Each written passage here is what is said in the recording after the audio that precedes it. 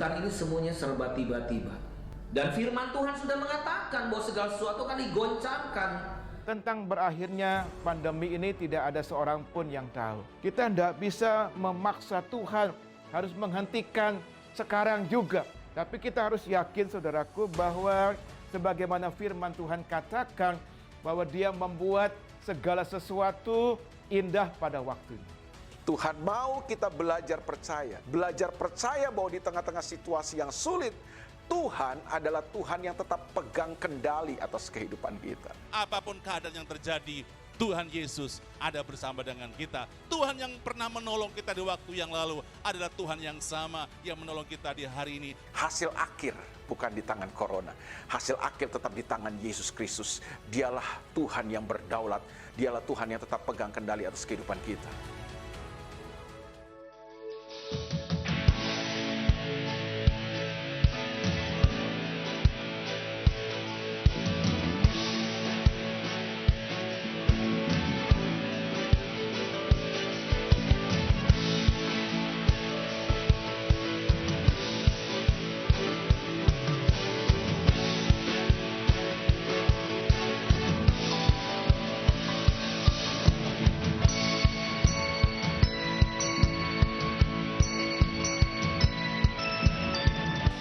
Selamat sore. Ya, saya lihat cukup banyak yang hadir, tapi mestinya lebih banyak lagi dari sekarang. Karena mungkin ada beberapa saudara yang tidak sempat hadir, ya, karena ada undangan pernikahan dan sebagainya. Ya, saya sarankan, ini saran saya, kalau sedang mengadakan acara pernikahan atau apa, jangan sekali-kali jatuh hari Jumat. Karena berapa banyak orang yang tidak datang sekarang ini karena mesti ikut pesta. Ya, itu kita, kalau kita sudah mengerti itu kita salah. Ya, jadi saya ingatkan sebaiknya cari hari lain. Ya, hari Minggu juga bisa, karena itu hari Minggu ada 4 kebaktian, bisa pilih jamnya. Tapi kalau hari Jumat cuma 1 kebaktian, jadi kalau tidak datang sekarang ya tidak bisa mendengar, mengikuti Bible study itu. Ya, jadi ini kita termasuk penghormatan kita kepada Tuhan. Kita mesti lebih menghormati Tuhan daripada manusia. Orang juga jangan menghormati saya lebih dari Tuhan. Itu tidak boleh. Kita mesti menghormati Tuhan lebih dari siapa saja. Pendeta Paulus pun tidak boleh. Dia cuma hamba. Ya, dan kita harus belajar mendahulukan kerajaan sorga. Kalau kita datang sudah mendahulukan kerajaan sorga, sudah akan diberkati oleh Tuhan. Puji Tuhan. Saya kira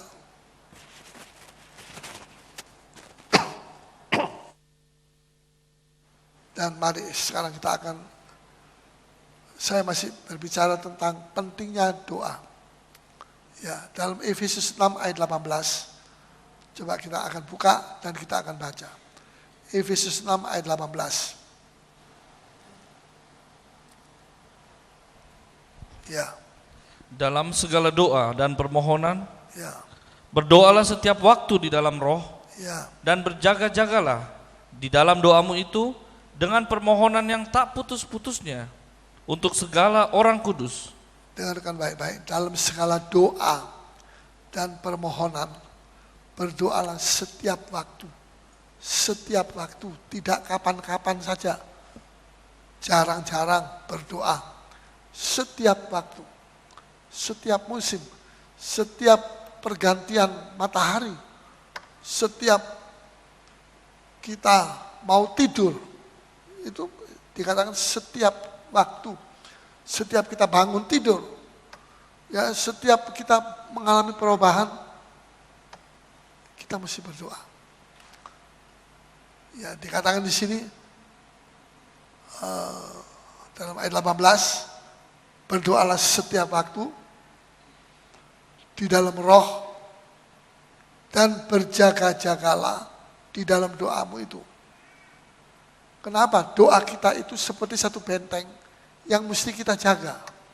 Kalau tidak, kita ditemukan mungkin kita berdoa tapi pikiran kita jalan.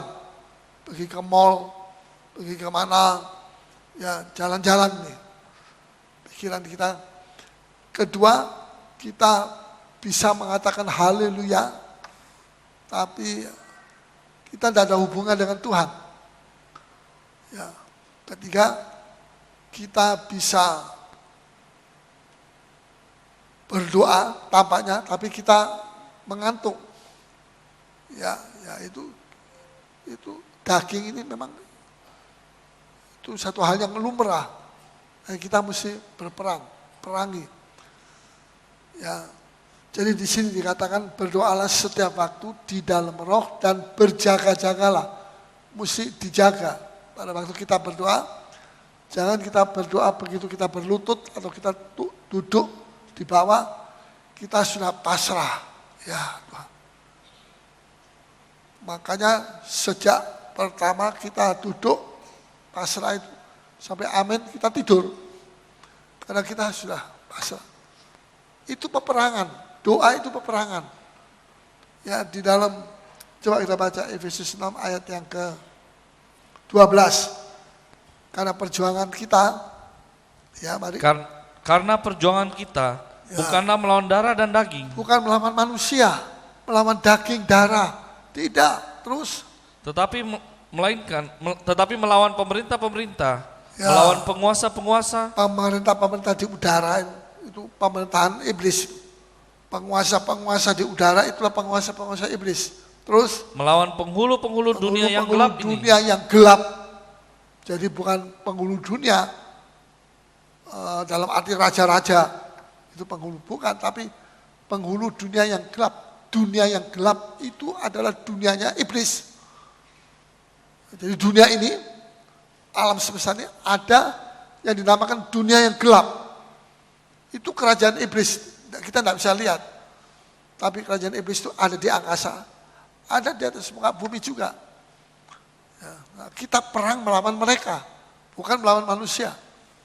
Ya, terus Melawan roh-roh jahat di udara. Roh-roh jahat di udara. Nah, itu kita mesti waspada. Ya, seringkali orang Kristen itu kalau berdoa sudah hampir dia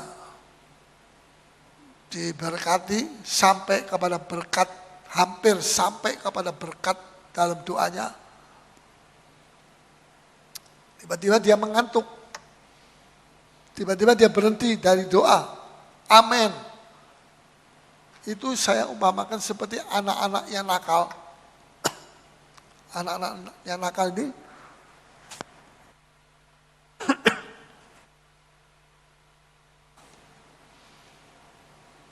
mungkin ada angin, saya merasa ada angin. Kalau kena angin saya batuk. Tolong dicari anginnya itu yang mana? Di mana anginnya? Bukan angin surga. Ini angin penyakit. Ya, mana? Coba. Di mana angin? Di atas. Oh, di situ. Coba tolong dimatikan itu di situ. Itu bikin penyakit itu. Keluar dari bolongan sana. Ya, matikan saja. Saya ya, jadi di sini dikatakan tadi kita melawan roh-roh jahat di udara. Jadi pada waktu kita sudah mau dijawab doa kita, kita jadi berhenti, kita jadi tak ada hubungan dengan Tuhan, kita jadi mengantuk dan sebagainya. Ya itu seperti anak yang nakal, anak-anak remaja yang nakal, yang ketok-ketok pintu, waktu tuan rumah mau buka pintu itu, dia sudah lari. Ya, main petak umpet atau bagaimana. Dia sudah lari. Nanti ketok-ketok lagi. Sudah dibuka pintunya, dia lari lagi. Ya, pada waktu pintu dibuka, Tuhan mau memberikan sesuatu kepada dia, dia sudah tidak tekun, dia pergi, lari. Dia berhenti berdoa. Nah itu jangan jadi seperti itu. Kalau kita berdoa seperti itu, kita tidak tekun, itu namanya tidak tekun. Tekun itu ada terus. Ya, tidak lepas. Sampai kita merasakan jamahan Tuhan dalam hidup kita. Itu namanya tekun. Jadi doa yang tidak tekun itu kurang menyenangkan hati Tuhan. Sekarang saya mau lanjut. Mengapa kita perlu berdoa? Pertama, karena ada setan. Kalau tidak ada setan, kita tidak berdoa, mungkin tidak apa-apa. Mungkin ya. Tapi karena ada setan, kita perlu berdoa. Dan setan ini kita tidak bisa pukul dia dengan tangan kita. Kita pukul angin.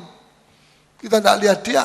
Walaupun kita lihat dia, kita gini kan seperti memukul angin saja, memukul awan yang kehitam-hitaman. Karena dia tidak punya daging, dia cuma roh. Ya, malaikat-malaikat itu juga tidak punya daging, cuma roh. Tapi Yesus roh dan berdaging. Ya, dia dikandung oleh Maria, diberikan daging. Kandungan yang kudus. Begitu. Jadi Yesus itu berdaging. Ya, kalau kita ketemu Tuhan Yesus, kita kasih tangan, kita merasa. Tapi kalau kita ketemu sama orang-orang yang sudah meninggal dalam Tuhan, ya, ketemu. Seperti ada satu orang, dia ketemu sama pendetanya dia. Ya, dia kasih tangan, wah senang sekali dia. Ya, dia cuma dikasih 4 jam lihat Firdaus. Tapi dia merasa kok enteng, kok tidak berat, kok tidak ada beratnya ini. Ini apa ini? Ini kan cuma angin saja. Karena orang yang sudah mati, pendetanya itu, dia mati terus dibawa ke Firdaus. Semua orang Kristen yang sungguh-sungguh mati masuk Firdaus, di situ menunggu kedatangan Tuhan yang kedua kali, nanti kita diangkat jadi mempelai Tuhan dan sebagainya. Jadi sementara mereka menunggu ini, mereka belum dikasih tubuh. Tubuhnya kan di kuburan, di Panarak sana, di Polangi, jadi pasir, jadi tanah liat lagi. Ya, tapi nanti kalau Tuhan Yesus datang, orang mati dalam Tuhan dibangkitkan lebih dulu. Pada waktu dibangkitkan itu diberi daging. Jadi kita akan diberi daging lagi. Ya, ketemu nanti di angkasa, wah pegangan tangan erat, pegangan terasa padat, dagingnya padat, ada dagingnya lagi. Nah, sekarang sementara belum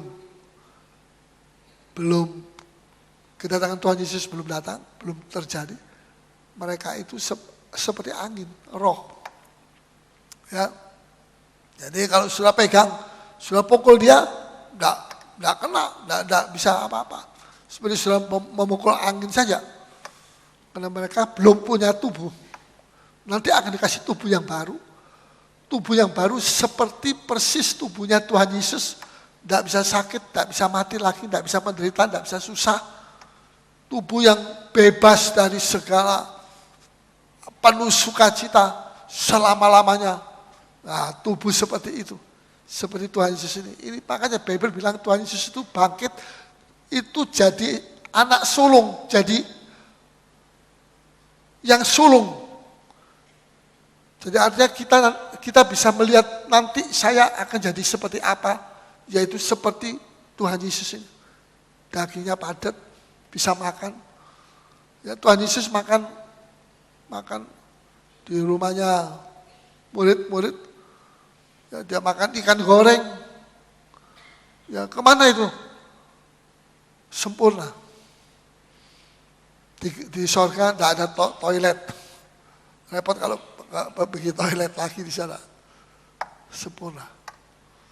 Ya, jadi saya mau bicara tentang yang pertama ini. Mengapa kita mesti berdoa? Karena ada iblis. iblis itu kekuatannya sudah habis sebetulnya. Tinggal tipu muslihatnya dia. Dia cuma main tipu saja. Dia tidak bisa melawan saudara dan saya. Kalau kita bilang darah Yesus, ya pergi.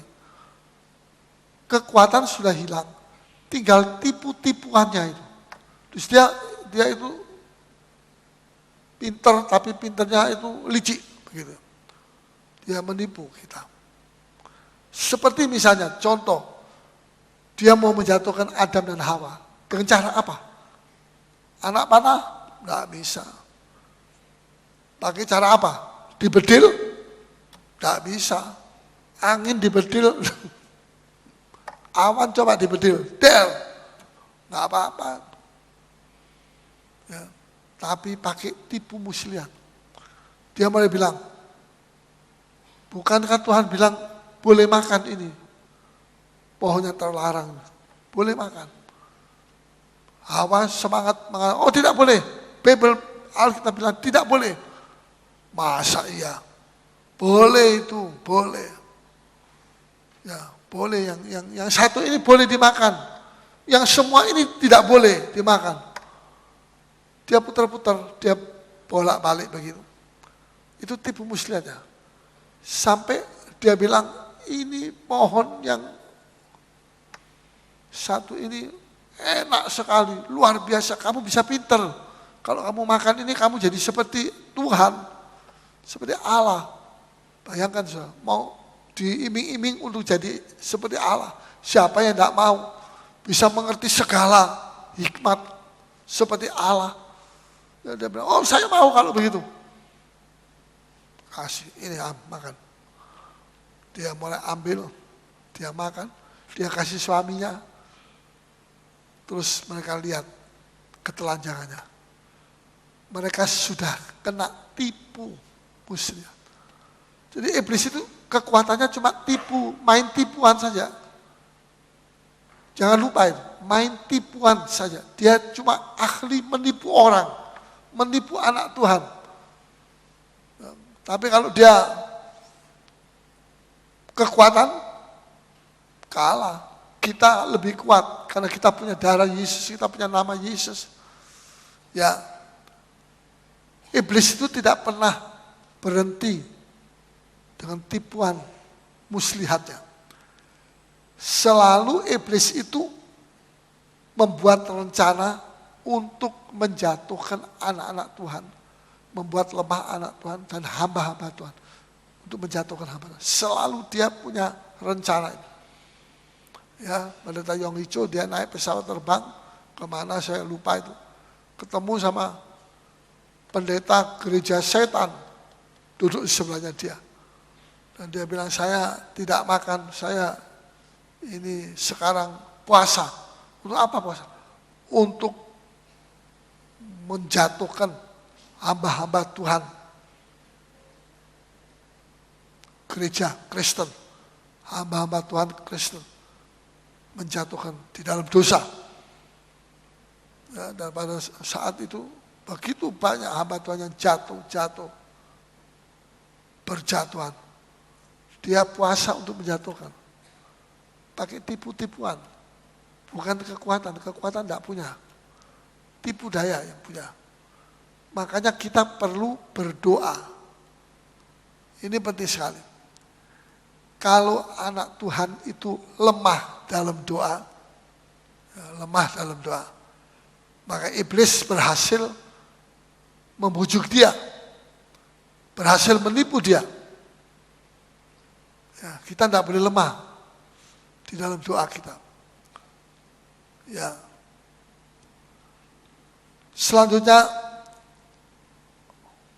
doa itu yang kedua, doa itu adalah jalan, cara yang ditunjuk oleh Allah untuk kita menerima sesuatu dari Tuhan.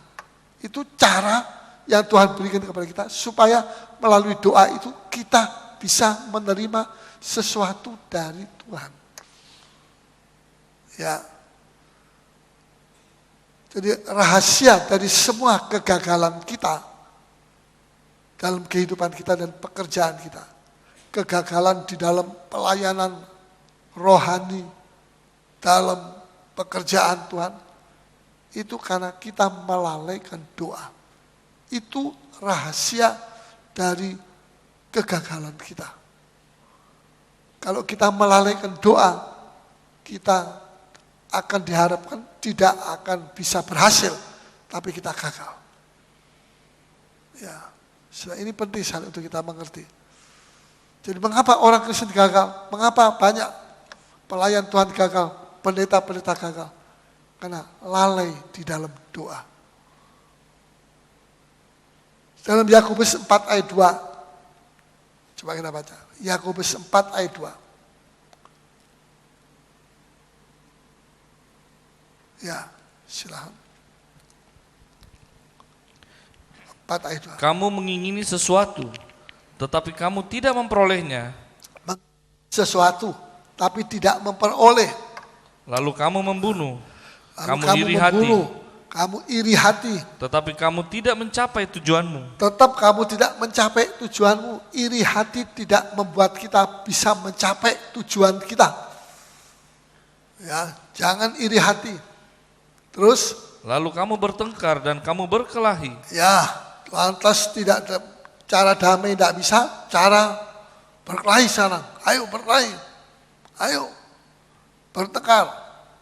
Ya, mereka kira melalui pertengkaran ini mereka bisa mencapai hasil yang memuaskan mereka. Terus, Kamu tidak memperoleh apa-apa. tetap tidak bisa. Dengan cara bertengkar dan berkelahi tetap tidak bisa mencapai hasil yang baik.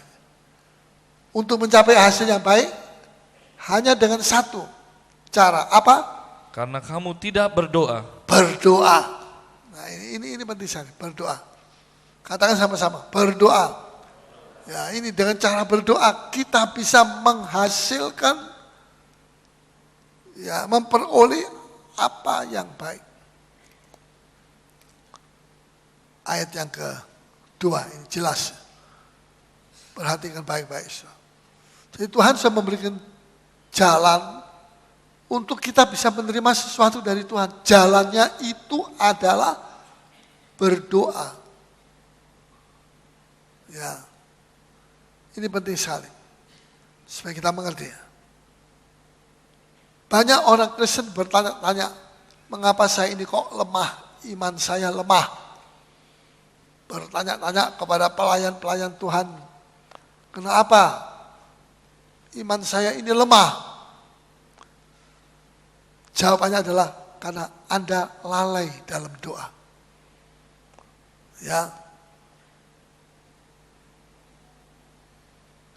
Anda tidak memperoleh karena Anda tidak minta, tidak berdoa. Berdoa itu hanya minta, ya, tidak berdoa. Anda tidak memperoleh karena Anda tidak berdoa. Jadi jalannya untuk memperoleh apa yang kita minta itu berdoa. Gampang saja, berdoa.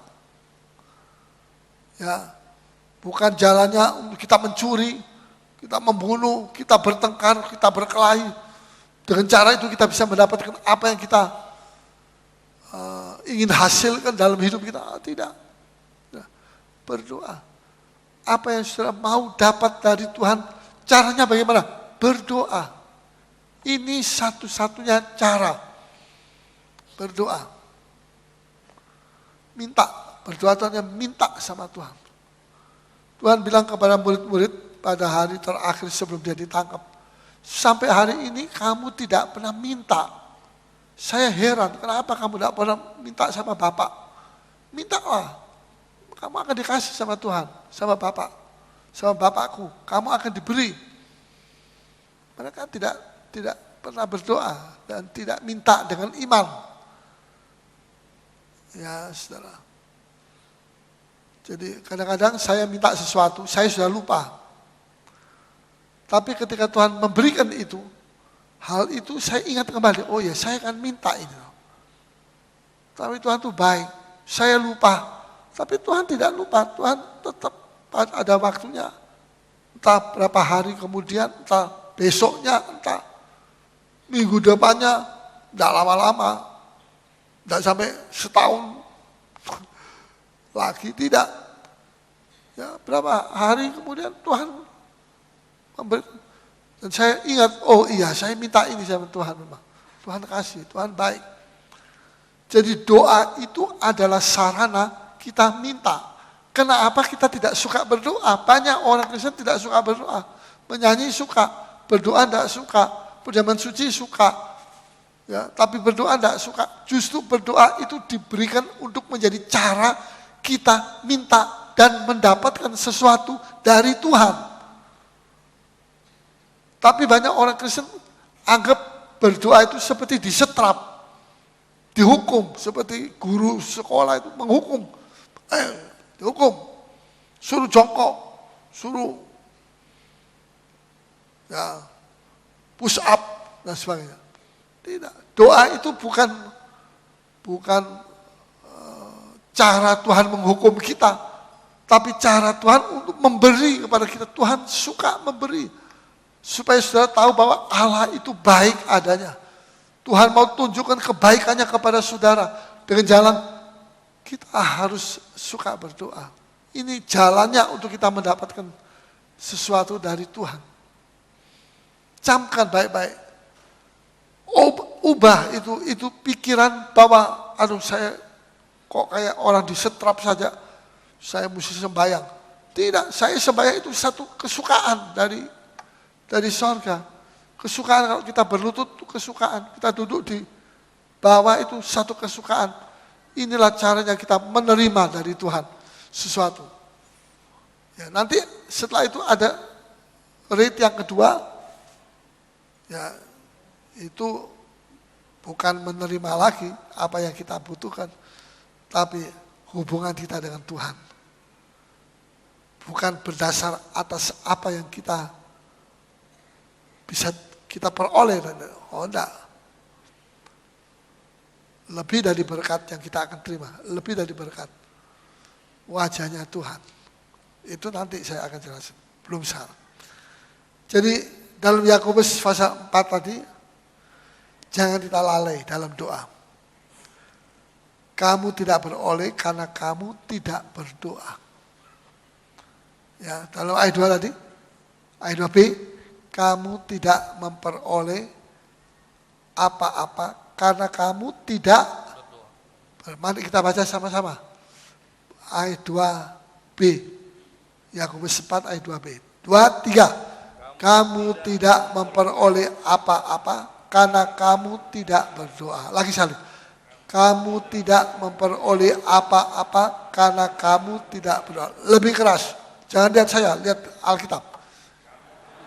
Tidak memperoleh apa-apa karena kamu tidak berdoa. Lagi sekali. Apa-apa karena kamu, sekarang hafal. Kamu tidak memperoleh apa-apa karena kamu tidak berdoa. Nah ini, karena tidak berdoa tidak dapat apa-apa. Saudara kenapa tidak dapat apa-apa? Karena tidak suka sembahyang, tidak suka berdoa, tidak dapat apa-apa. Bible yang bilang, salahnya sendiri. Kenapa kok tidak suka berdoa? Mesti suka, ada kesukaan. Ya tapi saya tidak ada kesukaan. Minta sama Tuhan kesukaan. Lebih dulu minta. Jangan minta berkat ini, berkat itu. Jangan. Minta kesukaan berdoa. Kalau sudah ada kesukaan, kemudian saudara bisa jadikan doa itu alat untuk menerima, minta sesuatu dari Tuhan. Dan Tuhan bilang, diberi. Diberi ya. Jadi ini sudah ditunjukkan jalannya. Tinggal saudara mau praktek atau tidak. Jalannya untuk menerima sesuatu itu doa. Minta apa saja, kalau itu Tuhan kehendaki, saudara akan diberi. Minta jodoh, berdoa. Ya, tapi kalau minta jodoh itu jangan terus macam-macam. Minta yang seperti Elvis Presley begitu. Wah, repot juga ya. Mintanya yang aneh-aneh, yang ganteng. Nah dia tidak terlalu cantik, mau minta yang ganteng gimana? Ya, atau yang tidak terlalu ganteng mau minta yang cantik. Ya tidak bisa. Jadi kita mesti mengerti, jangan memberikan tarif yang terlalu tinggi sama Tuhan. Tuhan mesti begini, matanya mesti seperti kneker apa, kelereng yang jernih kayak matanya orang barat begitu. Lah dia matanya hitam plus. Mau minta, ya terlalu, saya pernah melihat ada seorang gadis terlalu tinggi. Dia punya penawaran tuh terlalu tinggi. Jadi orang takut sama dia. Takut dekat-dekat sama dia. Akhirnya ya tidak dapat apa-apa sampai sekarang. Karena salahnya sendiri. Ya tapi ya jangan orang yang tidak sekolahan, yang buta huruf, lantas dia punya ME di sini, doktor di sini, ya tidak cocok juga kalau begitu. Ya, jadi saudara, doa itu penting loh, penting. Ya, mau praktek? Mau praktek? Yang belum punya jodoh, mau praktek? Tapi kalau sudah punya jodoh, jangan minta lagi. Terlalu banyak, tidak boleh, satu saja. Kalau sudah punya satu, sudah cukup. Ya, jangan suami-suami itu nanti main mata kucing. Ya, di kantor main mata. Kalau di rumah tutup mata. Bosen lihat istri saya. Wis bosen. Nanti kalau di kantor, wah main mata dia. Ini mesti bertobat dulu. Ya, jadi doa itu menyenangkan sebenarnya. Sungguh senang kita kalau kita hidup dalam kebenaran, kita minta sesuatu dikasih. Tapi kalau kita hidup dalam dosa, kita minta sesuatu tidak dikasih, ya jangan kita marah. Kita mesti koreksi. Tuhan mau melihat kita hidup dalam kebenaran. Terus apa yang sudah butuhkan, minta sama dia dengan iman. Alkitab bilang ini jalannya untuk kita menerima sesuatu dari Tuhan, yaitu berdoa, bukan berpuasa. Tidak usah puasa. Ya, saya tidak katakan tidak boleh puasa, boleh kalau sudah mau puasa, karena ada satu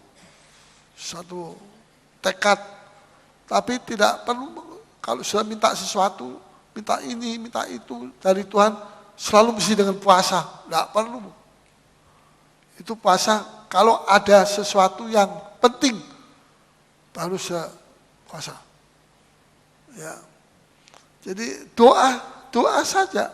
Tapi doa dengan hati yang percaya, itu Tuhan sudah senang. Tuhan akan jawab. Ya.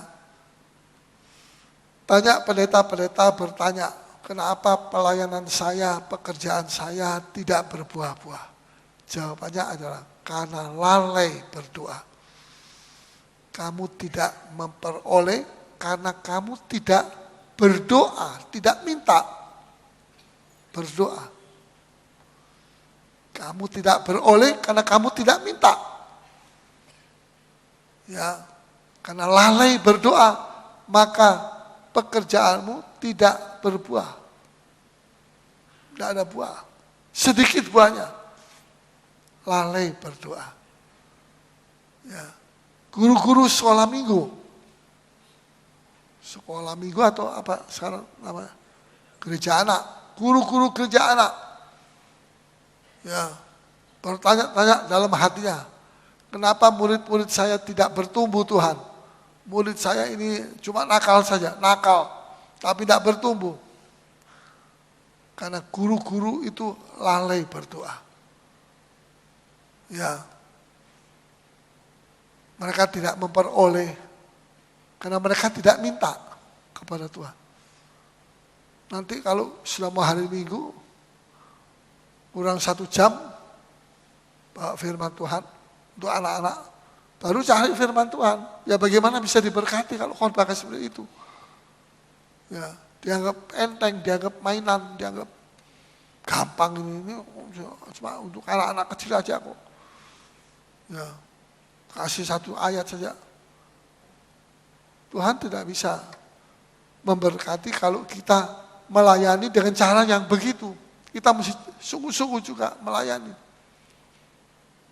Anggap anak-anak kecil itu seperti orang-orang dewasa. Kita mesti menghargai mereka juga. Karena mereka adalah generasi penerus. Bagaimana generasi penerusnya ini kalau sekarang, generasi sekarang tidak mendidik generasi penerus.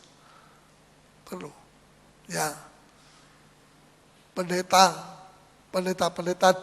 diaken, pengurus gereja. Ya, kenapa? Sedikit yang bertobat. Sedikit yang hidup suci. Kenapa? Sedikit yang hidup suci. Pelayan-pelayan Tuhan, pendeta-pendeta, sedikit yang hidup suci. Kenapa bisa begitu? Jawabannya adalah karena lalai berdoa. Kamu tidak memperoleh, tadi dikatakan, ya, kamu tidak, pasal 4 ayat 2b, Yakobus, kamu tidak memperoleh apa-apa karena kamu tidak berdoa. Jelas ini. Jelas sekali. Baca baik-baik di rumah. Penting saya. Kamu tidak memperoleh, saya tidak memperoleh karena saya tidak berdoa dengan sungguh-sungguh. Tidak berdoa. Ya. Jadi betapa banyak ruginya saudara. Yang mestinya saudara beberapa tahun ikut Tuhan, saudara sudah menerima begitu banyak kasih karunia Tuhan kepada hidup saudara, tapi sekarang saudara jadi miskin dengan kasih karunia, miskin dari anugerah Tuhan karena saudara lalai berdoa. Saudara anggap kayak orang disetrap, kalau saya suruh sembahyang tidak senang, saya senang main gitar, main ini, tapi sembahyang tidak senang. Salah. Ya, itu siasat iblis, tipu muslihat iblis yang membelokkan kita supaya kita jangan ada sukacita dalam doa kita. Ya. Istri-istri kalau sudah suaminya pergi kantor, anaknya pergi sekolah, jam 10, jam 9, jam 10, jam 11, berdoa, rumah sepi, anak-anak sekolah, tidak ada yang ganggu, itu saatnya paling bagus berdoa. Ya, jangan anaknya pulang jam 1, saudara baru berdoa. Wah, nanti garuk-garuk itu terlalu banyak halangan nanti. Ya, itu waktunya untuk berdoa. Ya, kalau suami masih belum pulang, jam 2 siang, jam 3 siang, waktunya berdoa. Jangan waktunya dia berdoa, waktunya suami pulang. Ya, bagaimana? Nanti suami mau cari ini, cari itu, tidak. Jadi kita mesti punya hikmat. Ya. Mengapa gereja sedikit jiwa-jiwa yang bertobat? Mungkin gereja itu banyak orang masuk, tapi yang bertobat itu sedikit. Kalau masuk misalnya 1000 orang, yang bertobat itu cuma kira-kira 50 orang, yang sungguh-sungguh 50. Kelihatannya memang gereja itu kuantitasnya banyak orang, tapi di hadapan Tuhan nilainya rendah, karena yang bertobat sungguh-sungguh lahir baru itu cuma 50 orang. Berarti berapa persen? 5% atau berapa? Ya, kenapa? Banyak orang tapi tidak bertobat. Masuk keluar gereja, ya tetap sama seperti itu. Tapi Tuhan mau bukan cuma kuantitas, tapi kualitasnya juga. Banyak orang, tapi orang yang sungguh-sungguh bertobat, sungguh-sungguh berubah. Ya, ada kualitas. Ini penting sekali. Supaya kita mengerti bahwa ada satu rahasia yang besar di dalam doa, dalam satu hal yang kita anggap itu sepele. Doa, saya malas doa. Kita anggap sepele. Doa itu kita anggap sepele. Padahal ini sumbernya. Hidup saudara akan dirubah kalau saudara punya pikiran yang berbeda tentang doa. Tidak seperti pikiran yang dulu, yang negatif tentang doa, tentang sembahyang. Apa itu sembahyang? Itu untuk encim-encim, untuk orang tua. Saya anak muda, saya tidak mau sembahyang. Saya mau yang hura-hura, lompat-lompat. Ya pakai tamborin. Boleh saja, tapi doa itu juga penting. Ya. Jangan kita kasih sama encim-encim saja orang-orang tua. Orang muda juga harus suka berdoa. Saya hari-hari ini diingatkan sama Tuhan. Kenapa kamu tidak bikin sembahyang malam? Sembahyang malam dari jam 10 pagi, malam sampai jam 1 pagi. Jam 1 pagi istirahat, yang mau pulang boleh, tinggal sisanya yang jam 2 sampai jam 4. Itu yang mau ikut sampai. Seperti waktu saya di Korea,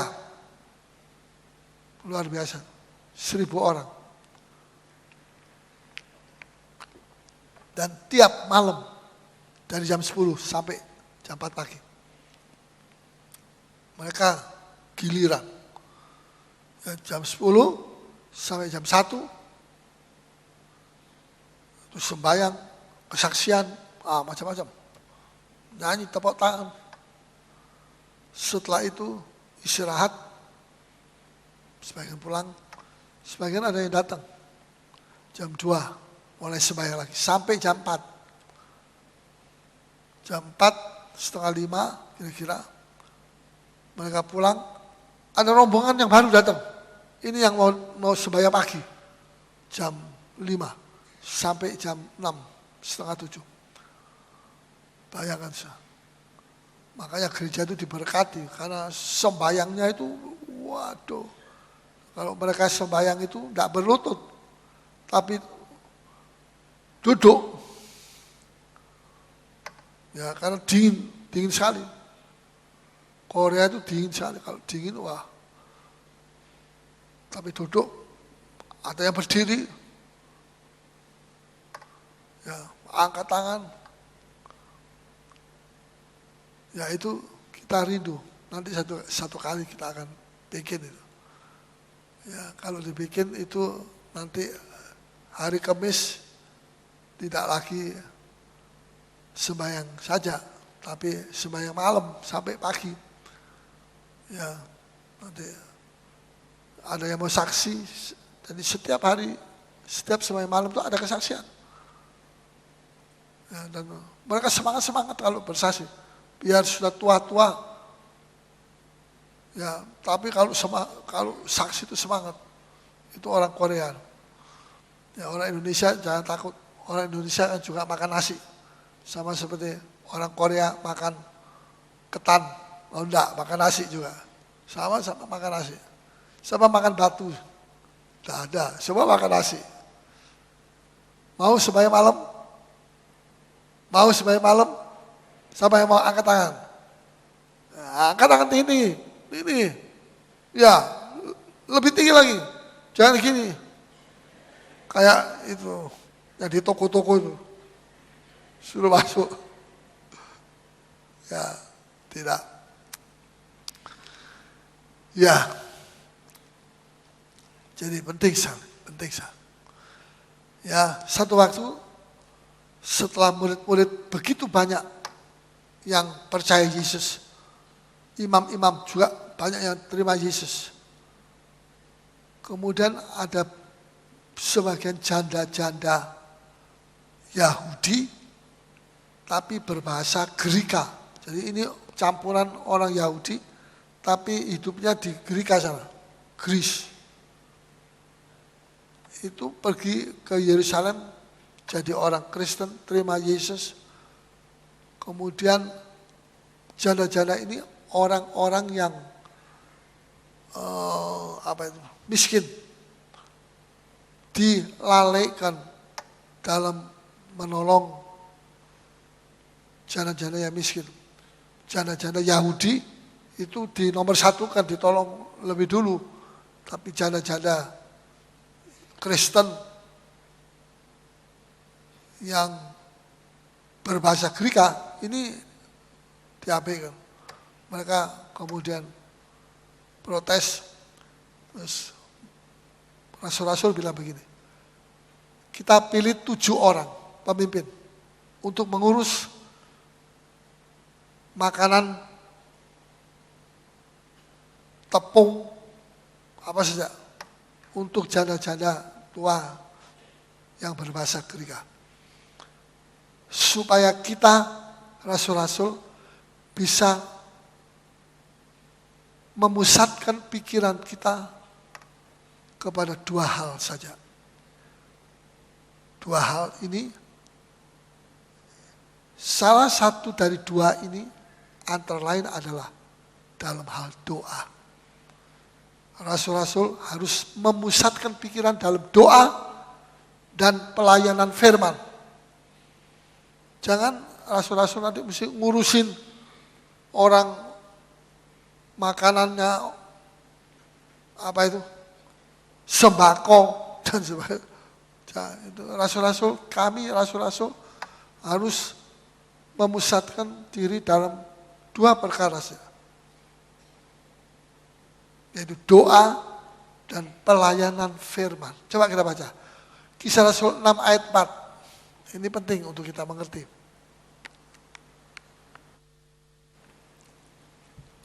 6 ayat 4. Ya. Mereka itu dihadapkan kepada rasul-rasul. Lalu rasul-rasul itu pun berdoa. Ayat 4. Dan supaya kami sendiri dapat memusatkan pikiran dalam doa dan pelayanan firman. Pelayanan firman. Rasul-rasul, kami itu rasul-rasul. Kami rasul-rasul ini supaya bisa memusatkan pikiran dalam doa dan pelayanan firman. Ini penting ini. Kalau doa merosot, pelayanan firman merosot, nanti jemaat di Yerusalem itu merosot. Ya. Jadi ini mesti rasul-rasul pusatkan pikiran dalam 2 perkara ini.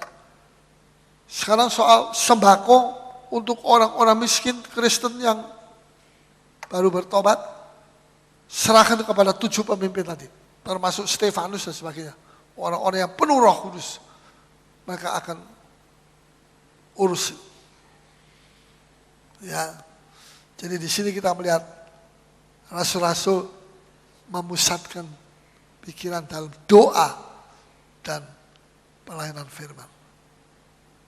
Ya, setelah kita membaca dalam beberapa ayat, sebentar kita akan baca, dan kita akan menemukan betapa banyaknya waktu dan tenaga yang digunakan dalam doa oleh Rasul Paulus. Rasul Paulus ini begitu banyak waktu yang dia pakai untuk berdoa dan begitu banyak tenaga yang dia harus pakai untuk berdoa. Waktu dan tenaga digunakan dalam doa-doa oleh Rasul Paulus. Mari kita baca Roma 1 ayat 10 dengan cepat saja ya. Roma 1 ayat 10. Ya. Aku berdoa, semoga dengan kehendak Allah, aku akhirnya beroleh kesempatan untuk mengunjungi kamu. Ya. Aku berdoa. Ya, ini doanya Rasul Paulus. Semoga dengan kehendak Allah, aku akhirnya beroleh kesempatan untuk mengunjungi kamu. Yang kedua, Efesus 1 ayat 16.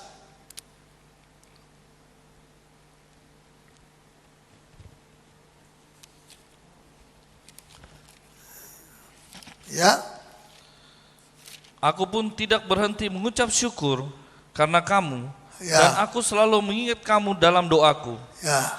Aku selalu mengingat kamu di dalam doa. Pada waktu aku berdoa, selalu aku ingat jemaat Efesus. Aku sebutkan itu. Aku kadang-kadang berlintang air mata, terharu melihat jemaat Efesus yang terus bertahan, terus maju melalui segala macam kesulitan, kesukaran. Ya, Kolose 1 ayat 9. Kolose, dekat-dekat situ. Sebelum Filipi. 1 ayat 9. Sebab itu, sejak waktu kami mendengarnya, kami tiada berhenti-henti berdoa untuk kamu. Tidak berhenti-berhenti berdoa, kata Rasul Paulus. Berdoa untuk kamu, siapa? Jemaat Kolose. Ya, terus? Kami meminta supaya kamu menerima segala hikmat dan pengertian yang benar untuk mengetahui kehendak Tuhan dengan sempurna. Ini penting sekali kita mengerti. Kami tidak berhenti-henti berdoa untuk kamu. Dari karena tidak berhenti-berhenti menyanyi untuk kamu atau berpuasa untuk kamu, tapi tidak berhenti-berhenti berdoa untuk kamu. Begitu banyak waktu yang Rasul Paulus pakai untuk doa buat jemaat Kolose. Ini luar biasa. Ya. 1 Tesalonika 3 ayat 10. 1 Tesalonika 3 ayat 10. Siang malam kami berdoa sungguh-sungguh, Ya. supaya kita bertemu muka dengan muka. Siang malam kami berdoa sungguh-sungguh, siang malam. Bayangkan sudah siang malam ini. Ya, terus Dan menambahkan apa yang masih kurang pada imanmu. supaya kita bertemu muka dengan muka dan menambahkan apa yang masih kurang pada imanmu. Supaya kami dia rindu untuk ketemu muka dengan jemaat Tesalonika. Ya, tapi untuk itu Rasul Paulus bilang siang malam kami berdoa sungguh-sungguh. Tidak berdoa ngantuk, tidak berdoa, tapi sungguh-sungguh dia berdoa. Ya, 2 Timotius 1 ayat 3. 2 Timotius 1 ayat 3.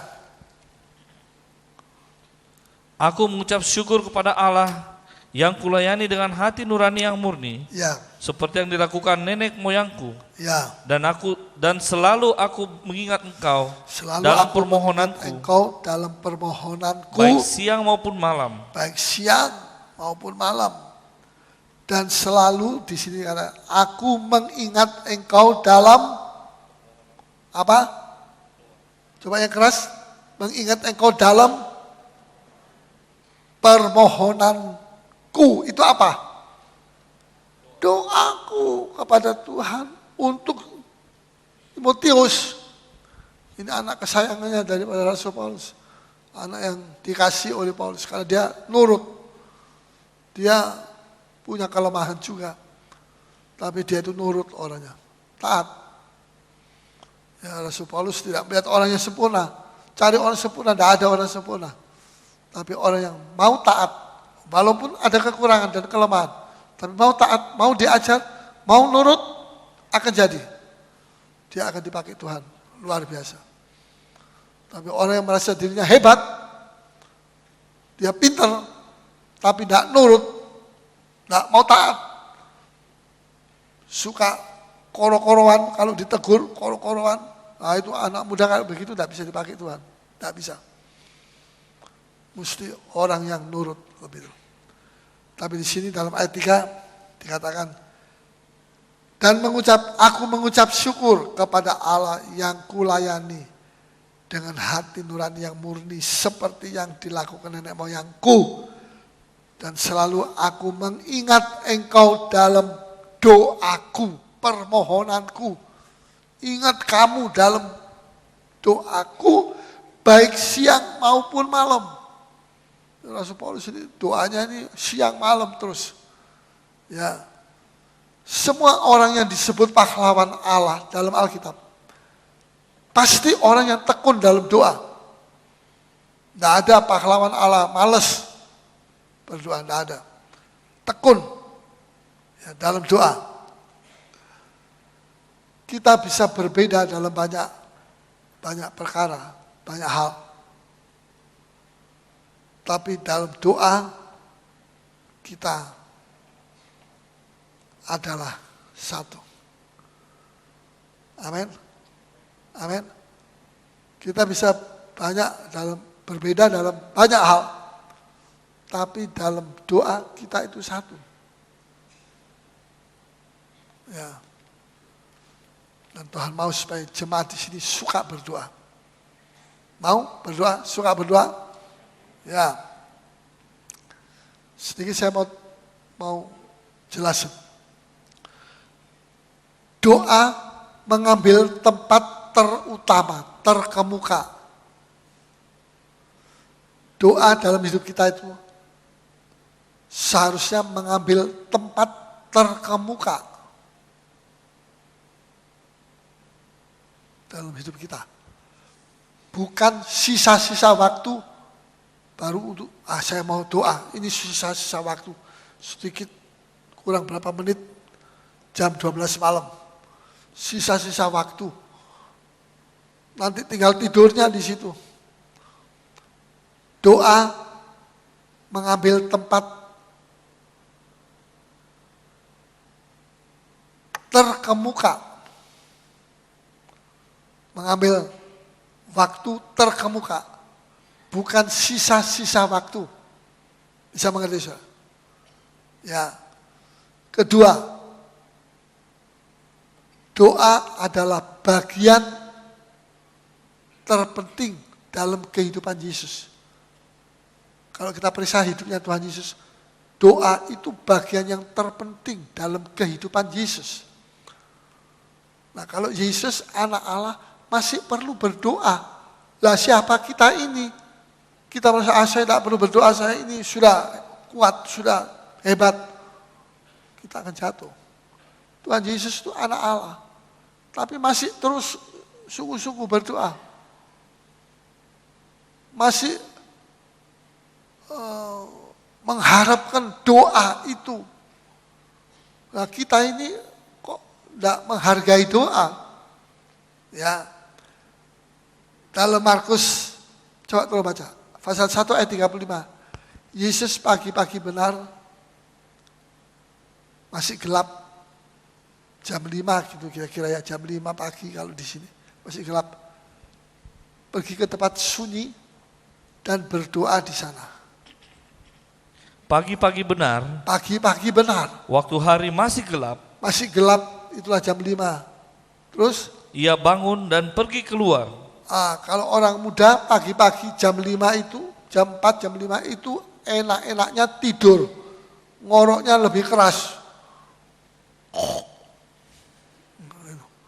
Ngorok. Ya. Tuhan Yesus bangun. Jadi hari kemarinnya itu hari penuh kesibukan, penuh sukacita, penuh kemenangan, banyak penyembuhan, banyak jiwa bertobat, banyak jiwa dibaptis dalam air. Itu kemarinnya. Ya. Terus besoknya ini, ketika masih gelap,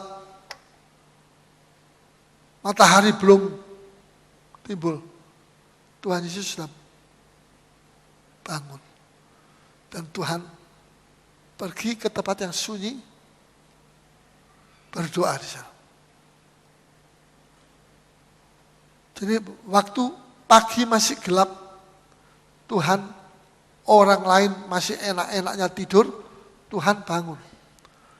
Tuhan mengurangi jam tidurnya, dengar baik-baik, untuk dia tambahkan kepada jam doanya. Mungkin biasanya Tuhan Yesus bangun jam 6 pagi, dia sembahyang. Tapi sekarang Tuhan bangun jam 5.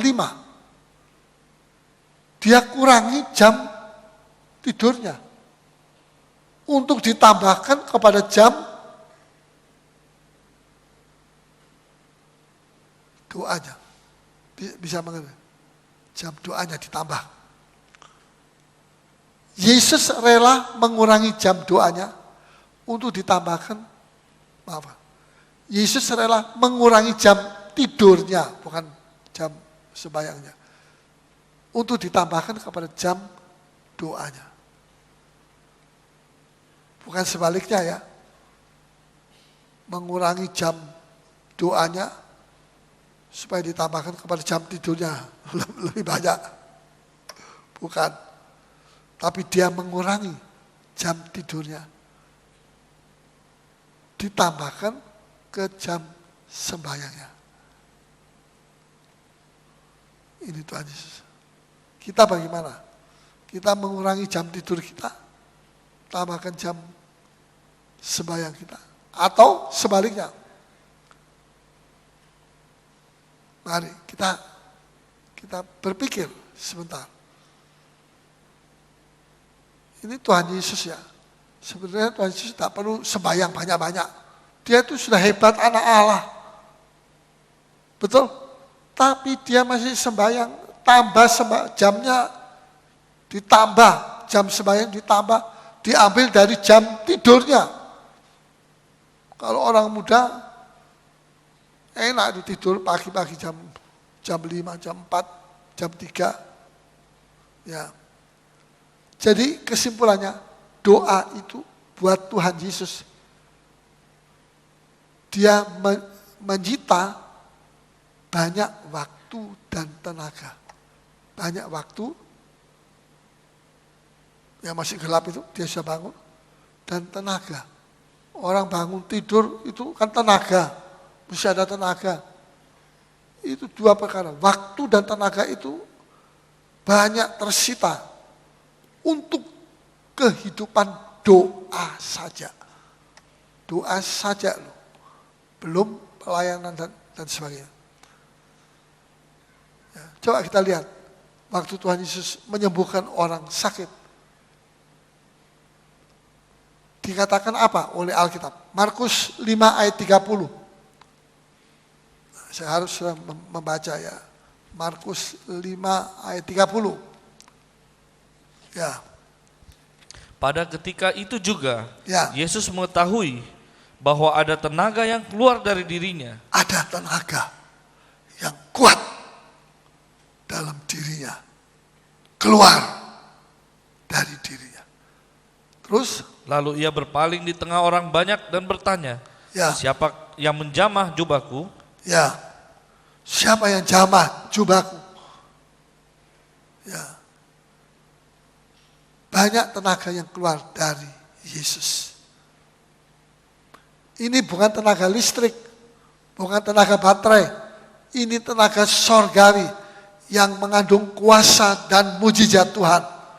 Keluar dari Yesus. Pada waktu perempuan itu dia menjamah ujung jubahnya Tuhan. Dia bilang dalam hatinya, kalau aku jamah ujung jubahnya, aku akan sembuh. Dia percaya. Banyak orang berjubel-jubel, kena Yesus, kena jamah sabuknya, ya jubahnya, kok tidak sembuh? Karena mereka cuma jamah asal kena Yesus, berjubel-jubel. Tapi perempuan ini dia jamah dengan percaya. Dia punya rema, perkataan iman. Ditaruh oleh Roh Suci dalam hatinya. Kalau saja aku pegang, menjamah ujung jubahnya, aku akan sembuh. Begitu dia pegang itu, dia sebenarnya kena stroke. Tuhan Yesus juga merasa ada tenaga. Ya, saudara. Dan tenaga ini banyak keluar dari Tuhan. Menyembuhkan orang sakit. Untuk mengembalikan tenaga itu, Tuhan mesti charge. Seperti sudah punya handphone di charge.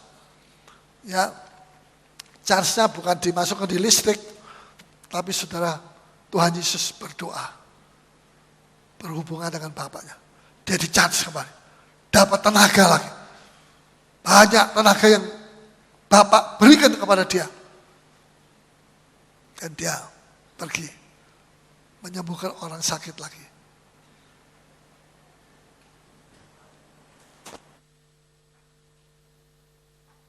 Mari, saya sudah jelaskan cukup banyak. Saya berhentikan sampai di sini. Kita akan berdiri.